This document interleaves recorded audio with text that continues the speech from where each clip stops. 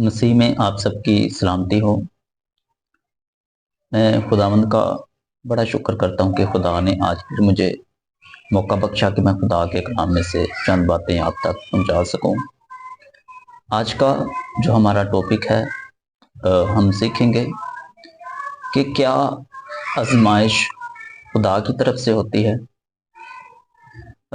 کچھ دن پہلے میں نے ایک ویڈیو بنائی جس میں ہم نے سیکھا تھا کہ خدا راست بازوں کی آزمائش کرتا ہے۔ تو اس پہ ایک کویسچن یہ بھی تھا کہ کس جگہ لکھا ہوا ہے کہ خدا آزمائش کرتا ہے۔ تو میں نے ضروری سمجھا کہ اس بات پر ہم ضرور تھوڑی دیر سیکھیں گے، کیونکہ جو کسی سے محبت کرتا ہے، جو کسی سے پیار کرتا ہے، وہی آزمائش کرتا ہے۔ فرض کریں کہ خدا ہمارے ساتھ محبت کرتا ہے اور ہم جو ابلیس ہے اس کو ہم دشمن سمجھتے ہیں، تو پہلے نمبر پہ آزمائش وہ کرتا ہے جو دوسرے سے محبت کرتا ہے، وہ آزمائش کرتا ہے۔ دوسری چیز، خدا کیوں آزمائش کرتا ہے؟ خدا آزمائش کرنے کا مقصد یہ بھی ہوتا ہے کہ خدا راست بازوں کو مضبوط بناتا ہے۔ ہم کسی بھی ایماندار کی زندگی کو دیکھیں، بے شمار سٹرگل ہوتی ہیں راست بازوں کی زندگی میں، چیلنجز ہوتے ہیں۔ خدا سکھا رہا ہوتا ہے، خدا ان کو تعلیم دے رہا ہوتا ہے، خدا ان کو مضبوط کرتا ہے۔ اب ہم اگر دیکھیں راست بازوں کی زندگی میں، یوسف کی زندگی پر غور کریں کہ بے شمار مسائل کا شکار رہی اور اتنے چیلنجز تھے کہ جب ہم پڑھتے ہیں تو ہمیں پتہ چلتا ہے کہ کتنی مشکل زندگی تھی وہ، لیکن خدا نے جب نکالا ہے تو مصر کا حاکم بھی بنایا۔ ہم داؤد بادشاہ کی زندگی پر بات کرتے ہیں۔ داؤد بادشاہ نے بہت ساری لائف جو ہے، زندگی جو ہے وہ کافی دیر تک سٹرگل میں گزاری ہے، چیلنجز رہے ہیں۔ بزرگ موسیٰ کو دیکھ لیں، بیابان میں جو ہے وہ جب مصر میں تھے، حاکم تھے، مطلب وہاں پہ تھے، ایک شہزادے کے طور پہ زندگی گزار رہے تھے، تو وہاں پہ ایک زندگی اور تھی۔ جب وہاں سے بیابان کی طرف چلے گئے ہیں، بیابان میں گئے تو وہاں پہ لائف جو ہے وہ چیلنجز آئے ہیں، پرابلمز آئی ہیں۔ تو اس طرح راست بازوں کی زندگی میں بہت سارے چیلنجز ہوتے ہیں، سٹرگل ہوتی ہے۔ تو ہمارا کویسچن یہ ہے، کیا آزمائش خدا کی طرف سے ہوتی ہے؟ ہم 2 سے 3 حوالوں کو بغور پڑھیں گے۔ جب ہم خروج کی کتاب پڑھتے ہیں، وہاں پر چیپٹر نمبر 15 اور ورس نمبر 25 میں 25 سے پڑھیں گے، لکھا ہوا ہے، خدا کے کلام میں یوں مرقوم ہے، اس نے خداوند سے فریاد کی، خداوند نے اسے ایک پیڑ دکھایا جسے جب اس نے پانی میں ڈالا تو پانی میٹھا ہو گیا۔ وہیں خداوند نے ان کے لیے ایک آئین اور شریعت بنائی اور وہیں یہ کہہ کر ان کی آزمائش کی۔ ہالولیہ، پریز دی لارڈ۔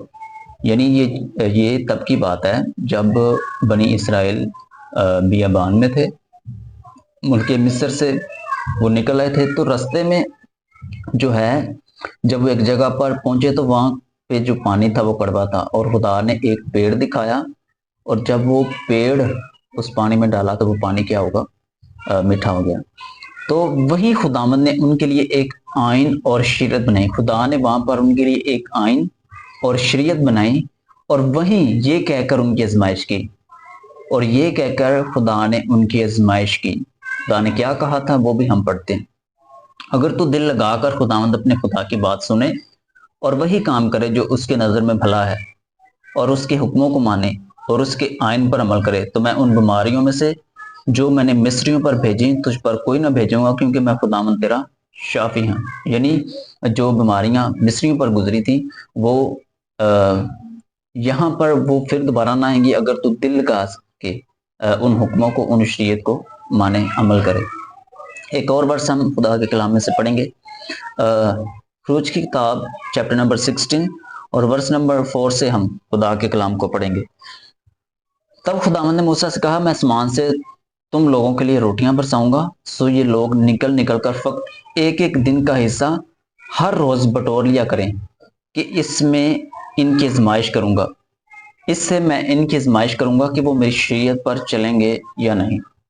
خدا کا کلام کیا بیان کر رہا ہے؟ خدا کہہ رہا ہے کہ میں اسی سے ان کی آزمائش کروں گا کہ یہ میری شریعت پر چلیں گے یا نہیں۔ کون آزمائش کر رہا ہے؟ خدا کر رہا ہے۔ کیا کس سے کر رہا ہے؟ روٹیوں سے۔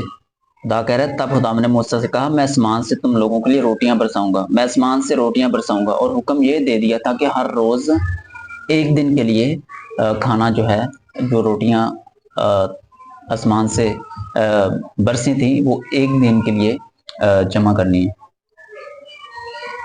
تو خدا کہہ رہا ہے میں اسی سے ان کی آزمائش کروں گا۔ ایک حوالہ اور ہے، ہم استثنا کی کتاب میں سے اس حوالے کو پڑھیں گے۔ استثنا 8 باب اور اس کی 16 آیت میں لکھا ہوا ہے، اور تجھ کو بیابان میں وہ من کھلایا جسے تیرے باپ دادا جانتے بھی نہ تھے، تاکہ تجھ کو عاجز کرے اور تیری آزمائش کر کے آخر میں تیرا بھلا کرے۔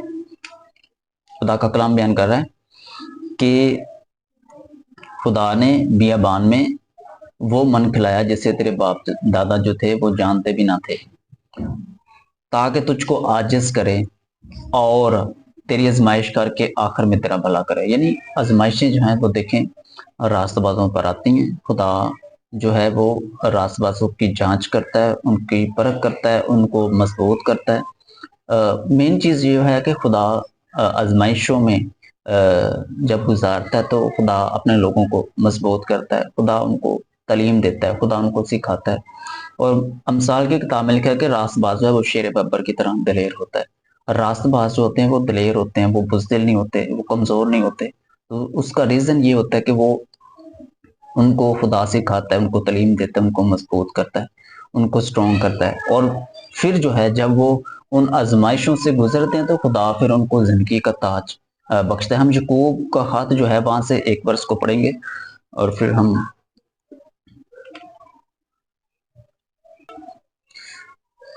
یہ ورس بھی بڑی اہم ہے، چیپٹر نمبر 1 اور اس کے ورس نمبر 2 ہے۔ دوسری آیت سے ہم خدا کے کلام کو پڑھیں گے۔ اے میرے بھائیو، جب تم طرح طرح کی آزمائشوں میں پڑھو تو اس کو یہ جان کر کمال خوشی کی بات سمجھنا کہ تمہارے ایمان کی آزمائش صبر پیدا کرتی ہے۔ تمہارے ایمان کی آزمائش جو ہے وہ سب سے بڑی بات کیا کرتی ہے؟ صبر پیدا کرتی ہے۔ اور صبر کو اپنا پورا کام کرنے دو، صبر کو اپنا پورا کام کرنے دو تاکہ تم پورے اور کامل ہو جاؤ۔ ریزن یہ ہے تاکہ تم پورے اور کامل ہو جاؤ۔ خدا کامل بناتا ہے۔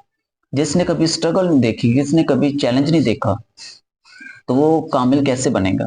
وہ کیسے مضبوط ہوگا؟ وہ کیسے جو ہے وہ خدا کی بادشاہی میں جانے کے لیے تیار ہوگا؟ اور تم میں کسی بات کی کمی نہ رہے۔ یہ مقصد ہے کہ تم میں کسی بات کی کمی نہ رہے۔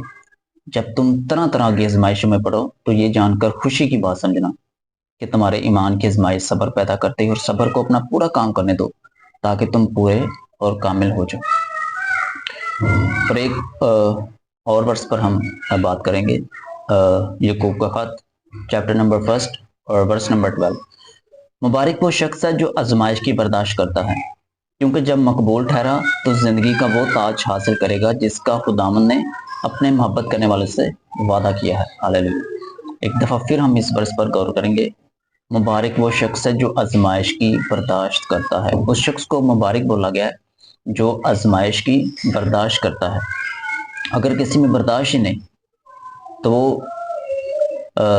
کس طرح مبارک ٹھہرے گا؟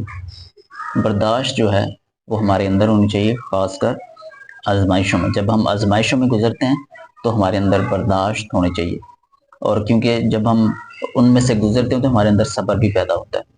تو لکھا ہے کیونکہ جب مقبول ٹھہرا، جب مقبول ٹھہرے گا تو کیا ہوئے گا؟ تو زندگی کا وہ تاج حاصل کرے گا جس کا خداوند نے اپنے محبت کرنے والوں سے وعدہ کیا ہے، ہمیشہ کی زندگی، نجات۔ تو آج ہمیں اس بات کو ہمیشہ یاد رکھنا ہے، خدا راست بازوں کی آزمائش کرتا ہے، خدا ایمانداروں کو سکھاتا ہے، خدا راست بازوں کو کامل کرتا ہے۔ ایون کہ جب ہم باپ ابراہیم کی زندگی پر غور کرتے ہیں تو وہاں پر لکھا ہوا ہے، اور خدا کے کلام کو جس طرح لکھا ہوا ہے ہم نے اسی طرح لینا ہے، اس میں ہم نے اپنی مرضی سے کچھ نہیں شامل کرنا، یعنی اس ورس کا مطلب ہم نے کوئی اور نہیں نکالا۔ وہاں پہ لکھا پھر خدا نے ابراہیم کو آزمایا۔ اب ہم اس کا مطلب کیا لیں؟ کیا اس کا کوئی اور معنی نکالیں؟ یا پھر ایک بات اور ہے کہ بعض اوقات ہم یہ بولتے ہیں کہ کیا خدا آنے والے وقت کے بارے میں نہیں جانتا؟ خدا سب کچھ جانتا ہے، خدا سب کچھ جاننے کے باوجود پھر بھی آزمائشوں میں سے گزارتا ہے۔ اس کا مقصد خدا کامل کرتا ہے، خدا مضبوط کرتا ہے، اور خدا راست باز کو کامل بناتا ہے۔ لکھا ہوا ہے کہ روح یسوع مسیح کو جنگل میں لے گیا۔ کون لے کے گیا ہے؟ روح یسوع مسیح کو جنگل میں لے گیا۔ اور کیوں جنگل میں لے گیا؟ تاکہ ابلیس سے آزمایا جائے۔ تو ہمیشہ یاد رکھیں، ہمیں ہمیشہ آزمائشوں میں سے گزرنے کے لیے تیار رہنا چاہیے، ہمیں کبھی بھی گھبرانا نہیں چاہیے۔ بزرگ داؤد بولتے ہیں، خواہ میرا گزر موت کی وادیوں میں سے ہو، میں کسی بلا سے نہیں ڈروں گا کیونکہ تو میرے ساتھ ہے۔ تو ایماندار جو ہیں وہ کبھی ڈرتے نہیں ہیں، کبھی گھبراتے نہیں ہیں، کبھی پریشان نہیں ہوتے۔ اور وہاں پہ ذکر کیا گیا ہے 23 زبور میں، خواہ میرا گزر موت کی وادیوں میں سے، یعنی کہ موت کی وادیوں میں سے اگر میرا گزر ہو رہا ہے تو میں کسی بلا سے نہیں ڈروں گا کیونکہ تو میرے ساتھ ہے۔ تو آج ہمیں اس بات پر یقین رکھنا ہے کہ خدا راست بازوں کی آزمائش کرتا ہے۔ خدا آپ کو اور مجھے بڑی برکت دے، آمین۔